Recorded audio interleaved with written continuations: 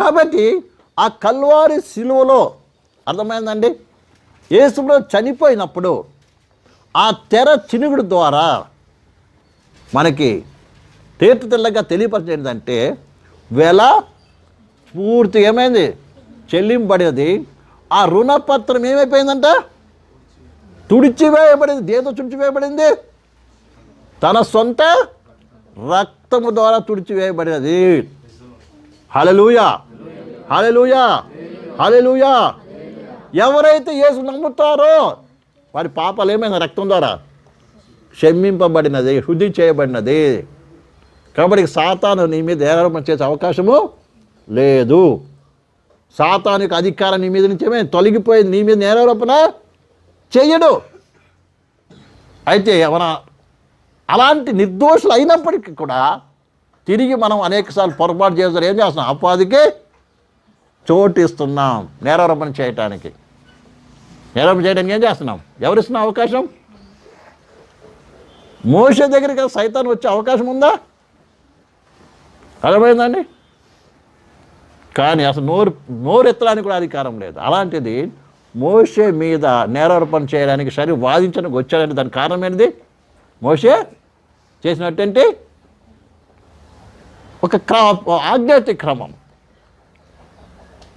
అలాగే మనం అనేకసార్లు నిర్దోషమైనప్పటికీ కూడా అపవాది మన మీదక నేరారోపణ చేయటానికి, అపవాది మన మీద మనల్ని ఏం చేయాలి, అపవాది మనలో కావచ్చు, మన కుటుంబంలో కావచ్చు ప్రవేశించడానికి అవకాశం ఎవరిస్తున్నాం?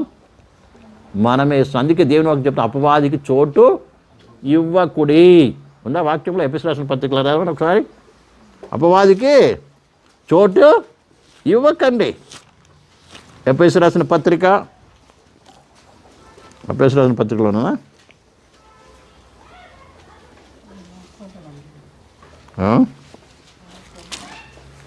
ఎఫెసీయా లేకుంటే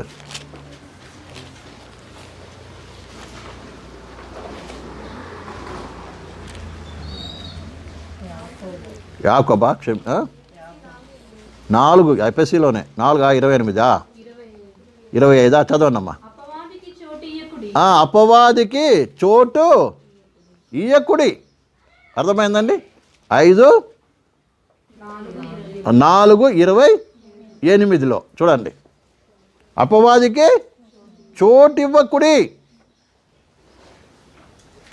అపవాదికి చోటు ఇచ్చేది ఇవ్వనిది ఎవరి చేతిలో ఉంది? అవుతుందా? ఎవరిది వాళ్ళ చేతిలో ఉందండి. నువ్వు ఒక పాపం చేసావంటే, దేనికి విరోధంగా ఆజ్ఞ అతిక్రమించావంటే, అర్థమైందండి, ఎవరిచ్చిన చోటు? నువ్వే ఇస్తున్నావు. ఉదాహరణకి నీ ఇంటికి తాళం పెట్టవలసిన రీతికి పెట్టలేదు, నీ గేటుకి తాళం పెట్టలేదు అనుకోండి, ఓపెన్ చేసి పెట్టావు. కుక్కలు పందులు రాకుండా ఉంటాయా? వస్తాయి. దొంగలు రాకుండా ఉంటారా? వస్తారు. ఎందుకు? నువ్వు తెరిచిపెట్టావు కాబట్టి.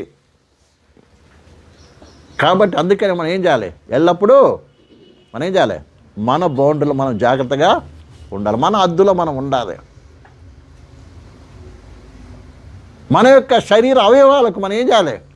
జాగ్రత్తగా మనం ఏం చేయాలండి? తలుపులు పెట్టుకోవాలి.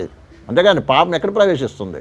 మన నోటి ద్వారా, చూపుల ద్వారా, మన యొక్క శరీరం ద్వారా ఏమవుతుంది? మనకి ప్రవేశిస్తుంది. ఈ పంచేంద్రియాల ద్వారా ఏమవుతుంది? పాపం లోపల ప్రవేశించే అవకాశము. దీన్ని కంట్రోల్ చేసుకుంటే నువ్వెంతో ధన్యుడు, ధన్యురాలవని దేవుని వాక్యం మనకి తెలియపరుస్తుంది. ప్రియమైన సహోదరి సహోదరులారా, కాబట్టి ఆ రుణపత్రాన్ని ఏం చేశాడు? తుడిచేశాడు. ఇప్పటికి కూడా ఏ రుణపత్రం మీద అయినా సరే, ఒకవేళ నోటు ఉంటుంది కదా, దాని మీద అయినా సరే రక్తం ఒకవేళ పడిందంటే అది చెల్లదు. తెలుసా మీకు?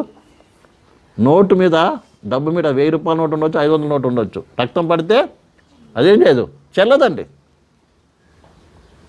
నోటు కూడా అది ఏంటి తెలుసా? ఒక ప్రామిస్ నోటే, అది కూడా ఒక రుణపత్రమే. తెలుసా? 100 రూపాయల నోటు అయినా 500 రూపాయల నోటు అయినా ఏం తెలుసా? ఒక రుణపత్రము. దాని మీద ఏం రాసి ఉంటుంది తెలుసా? మీరు చదివారు చదవలేదో? I promise to pay. Reserve bank code రాసిస్తున్నాడు నీకు. ఏమని? నేను ఈ 500 ఖరీదు నేను కడతాను. ఉంటుంది పేరు రాస్తే చదవండి. దాని మీద ఏ నోట్ అయినా సరే, రూపాయి నోటు కావచ్చు, 500 నోటు కావచ్చు, 1000 రూపాయల నోటు కావచ్చు, దాని మీద ఉంటుంది ఐ ప్రామిస్ టు పే అని రాసి ఉంటుంది అక్కడ. అర్థమైందా? అంటే ఆ నోటు విలువను ఎవరు కడుతున్నారు? రిజర్వ్ బ్యాంక్ ఆఫ్ ఇండియా కడుతుంది అని వాడు ఏం ప్రామిస్ చేస్తున్నాడు. అర్థమవుతుందా? నోట్లు కూడా రిజర్వ్ బ్యాంక్ తయారు చేస్తుంది. ఎట్లా తయారు చేస్తుంది తెలుస్తాం అనుకుంటాం, పేపర్లే కదా ప్రింట్ చేసి ఇచ్చేస్తారు అనుకుంటారు. కానీ అసలు విలువ ఏంటంటే బంగారం ఉంటుంది. రిజర్వ్ బ్యాంక్ దగ్గర ఎంత బంగారం ఉంటే అన్ని నోట్లు ప్రింట్ చేస్తారు ఆ విలువను బట్టి. అర్థమైందా? రిజర్వ్ బ్యాంక్ ఎంత బంగారం ఉంటే ఈ నోట్ తీసుకెళ్ళి నువ్వు అమెరికాలో ఇస్తే అమెరికా వాడు తీసుకోడు. వాడికి ఏమి ఇవ్వాలి? ఇండియన్ గవర్నమెంట్ బంగారం ఇవ్వాలి వాడికి. అది ఫారెన్ ఎక్స్చేంజ్ అవుతుంటుంది. అర్థమైందా? ఇది సంగతి.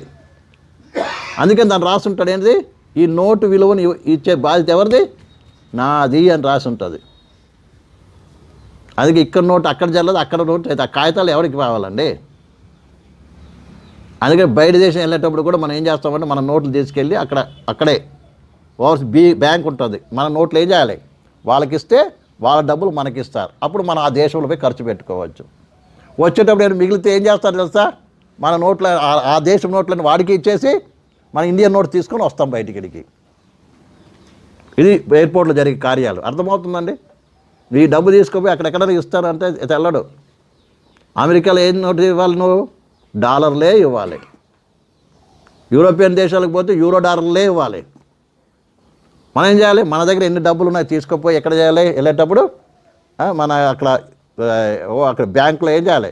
డిపాజిట్ చేసి దానికి మనం ఇచ్చే డబ్బుకి ఎన్ని డాలర్స్ వస్తాయో అన్ని డాలర్స్ మనకి ఇస్తాడు. అది తీసుకుని అక్కడ ఖర్చు పెట్టుకోవాలి. అలా అక్కడ వాళ్ళు వచ్చారనుకోండి, ఇక్కడ దిగంగానే ఏం చేస్తారు? ఎయిర్పోర్ట్లో వెళ్ళి డబ్బులు వాళ్ళకి ఇచ్చేసి మన ఇండియన్ రూపీస్ ఎంత ఉందో అవి తీసుకొని ఇక్కడికి వస్తే అప్పుడు ఖర్చు పెట్టుకుంటారు. ఇక్కడ ఇది జరుగుతుంది. అర్థమైందా? కాబట్టి రక్తం పడిందనుకో దాని మీద ఏంది? నోటు చెల్లదు. అలాగే నువ్వు ఏదైనా పత్రం ఉందనుకోండి, అలాగే మీ ఇంటి పత్రాలు అవి ఉన్నాకోండి, దాని మీద రక్తం ఒకవేళ చెందింది అనుకోండి, అది ఏ రక్తమైనా కావచ్చు, చెల్లకుండా పోద్ది. కాబట్టి ఈ విషయాన్ని బాగా అర్థం చేసుకోవాలి. ఇప్పుడు దేవుని వాక్యం మనం చూస్తున్నాము. యేసయ్య ఏం చేశాడు? రుణపత్రాన్ని ఏం చేశాడు? తన రక్తము చిందిన ద్వారా దాని అంటే తుడిపి వేశాడంట. అర్థమైందా? చదవడం మాట మళ్ళీ. దేవుడు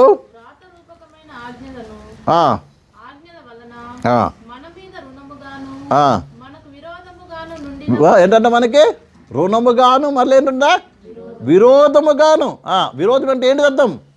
వీడు శిక్షకు పాత్రుడు, వీడు మరణానికి వెళ్ళాలి అని ఏముంది? రాసి పెట్టిన ధర్మశాస్త్రంలో కదా. పాపం చేసి ప్రతివాడు ఏం కావాలి?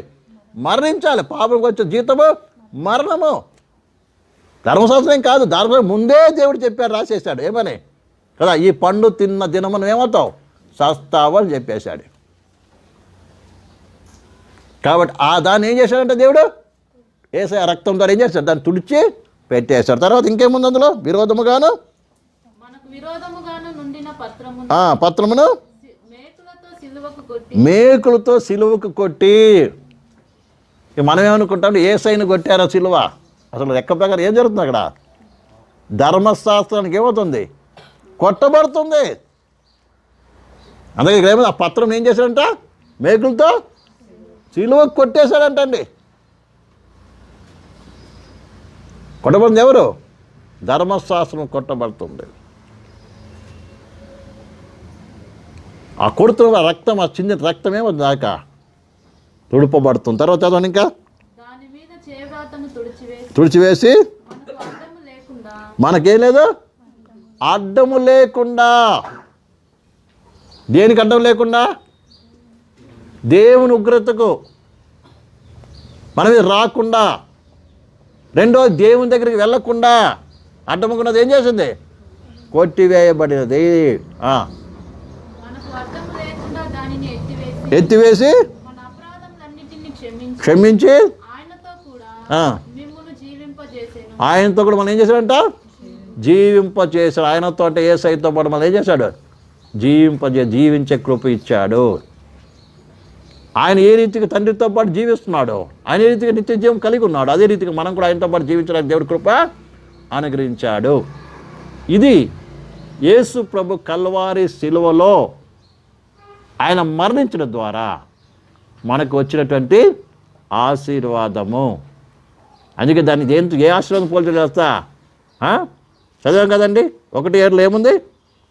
దేవుని కృప మహదైశ్వర్యము. వింటున్నారండి? ఏంటంట? దేవుని కృప. కృప అంటే అర్థం ఏంటిది? దేనికైతే అర్హత లేదో మనకి కావాలి, దేనికైతే మనం అర్హులము కామో దానికి ఏం చేశాడు? అర్హతను అనుగ్రహించడం దాని కృప అంటారు. కాబట్టి అర్హత లేనిటువంటి మనకి ఏం చేశాడు దేవుడు? మహదైశ్వర్యమును అనుగ్రహించాడు. పుట్టే ఐశ్వర్యం కాదండి, మహదైశ్వర్యము. మహదైశ్వర్యము చిన్న ఐశ్వర్యం కాదు ప్రేమలారా. అందుకే దీని ముందు కూడా నేర్చుకున్నాం. ఏంటి ఇదంతా? యేసుడు ఏం చేశాడు? దరిద్రులు మనల్ని ధనవంతులుగా చేయట కొరకు. అంటే ఏదో ఈ లోకంలో ఉన్నది కాదండి ఐశ్వర్యం అనేది, ఈ సర్వ విశ్వం కూడా ఆయనది అయి ఉంది. అందులో వారసులుగా ఉంటానికి దేవుడు ఏం చేశాడు? మనల్ని పిలిచాడు, ఏర్పాటు చేసుకున్నాడు.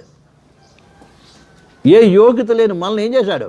ఆయన ఇంటికి, అది కూడా క్రీస్తుతో పాటు సమాన వారసులుగా చేశాడంటే ఎంత గొప్ప ధన్యత. అసలు మనం ఎక్కడుండవలసిన వారం? మనం నరకంలో పోయి కాలుతూ ఉండాలి, పొడి బెబ్బలు పెడుతూ అయ్యో అయ్యో అయ్యో అని ఏం చేయాలి? దివార్ రాత్రులు ఏం చేయాలి? పండ్లు కొరుకుతూ ఏడుస్తూ బతకవలసిన మనకి దేవుడు ఏం చేశాడు? అత్యున్నతమైన స్థానం ఇచ్చాడు దేవుడు. ఆయనతో పాటు వారసులుగా ఉండే భాగ్యం దేవుడు మనకి ఇచ్చాడండి. అంత గొప్ప ఐశ్వర్యం కలగజేశాడు. కలిగింది దేనివల్ల తెలుసా? యేసుక్రీస్తు కల్వారి శిలువలో ఏం చేశాడు? మరణించడం ద్వారా. అర్థమైందండి? ఎక్కడ నరకాన్ని కూడా వెలిసిన వ్యక్తి ఎక్కడికి పోయాడు? ఇప్పుడు సింహాసనంకి వెళ్ళే భాగ్యం దొరికింది. హల్లెలూయా, హల్లెలూయా. నరకంలో ఉండవలసిన వ్యక్తికి ఏం దొరికింది? సింహాసనం ఉండవలసిన భాగ్యం దొరికింది. ఎంత గొప్ప ధన్యత! దాన్ని బట్టి మనం ఏం చేయాలి? అర్థం చేసుకుని కృతజ్ఞమై ప్రభు కొరకు జీవించడం మనం నేర్చుకోవాలి ప్రియమైన బిడ్డలారా.